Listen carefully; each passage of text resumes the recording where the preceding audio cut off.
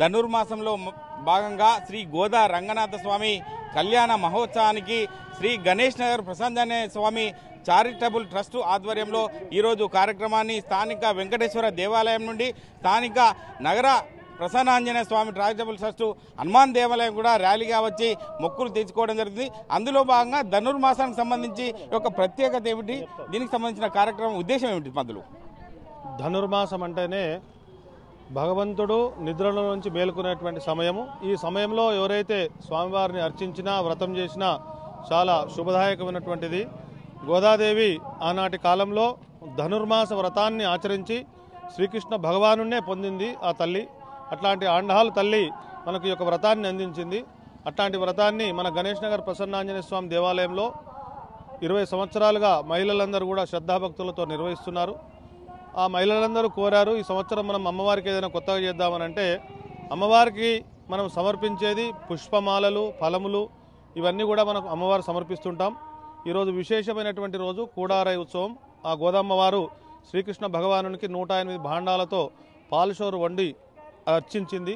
అట్లాంటి శుభదైనమైన రోజు ప్రతి సంవత్సరం కూడా కళ్యాణం జరుపుకుందాం. ఈ సందర్భంగా అమ్మవారికి ఈరోజు సారెను సమర్పిద్దాం. సారె అంటే చాలా శుభకరమైనటువంటి, మన ఇంట్లో అమ్మాయికి వివాహం జరిగితే ప్రత్యేకంగా సారెను సమర్పిస్తాం, మన సాంప్రదాయం అది. అట్లాంటిది తమ సొంతం కూతుళ్ళ లెక్కని మహిళలందరూ కూడా భావించి అమ్మవారికి వాళ్ళ ప్రత్యేకంగా సారె సమర్పిస్తున్నారు. దాంట్లో భాగంగా సిద్దిపేట వెంకటేశ్వరాలయం నుండి శోభాయాత్రగా మన ప్రసన్నాంజనేయ స్వామి దేవాలయం గణేష్ నగర్ విచ్చేసి ఆ అమ్మవారికి సారె సమర్పించి కళ్యాణ మహోత్సవాన్ని జరుపుకుంటున్నాం. ప్రతి సంవత్సరం కూడా వైభవంగా ఈ కళ్యాణం జరుగుతుంది. అందరికీ కూడా దాదాపు ఒక 1500-2000 మందికి భోజనాలు కూడా ఏర్పాటు చేస్తాం. కోరిన కోరికలు తీరుతాయి. కళ్యాణంలో ఎవరైతే పాల్గొంటారో, కళ్యాణాన్ని ఎవరైతే వీక్షిస్తారో, గోదాదేవి వెంటనే లక్ష్మీ స్వరూపిణైనటువంటి అమ్మవారు మన కోరికలు తీరడానికి మనకి ఒక వ్రతాన్ని అందించారు ఆ తల్లిగారు. కాబట్టి ఈ వ్రతాన్ని ఎవరైతే ఆచరిస్తారో శుభదాయకంగా ఉంటుంది. కాబట్టి ఆంజనేయ స్వామి దేవాలయంలో నిత్యం మహిళలు ఉదయం 5 గంటలకే విచ్చేసి తిరుప్పావే సేవాకాల పారాయణం ఇవన్నీ కూడా జరుపుతున్నారు. ఆ విధంగా ఈరోజు కళ్యాణం జరుపుకుంటున్నాం. జై శ్రీమన్నారాయణ. అదే కాకుండా పిండి వంటలకు సంబంధించి అమ్మవారికి తీసుకొచ్చి ఒక ర్యాలీగా వాళ్ళందరూ కూడా మాతృమూర్తులుగా తన పిల్లలు కూడా బాగుండాలి అని చెప్పి ఉద్దేశం కొద్ది కోరికలు కూడా తీర్చుకోవడం జరుగుతుంది. కాబట్టి ఏంది పిండి వంటల పరిస్థితి ఏందని చెప్పొచ్చు?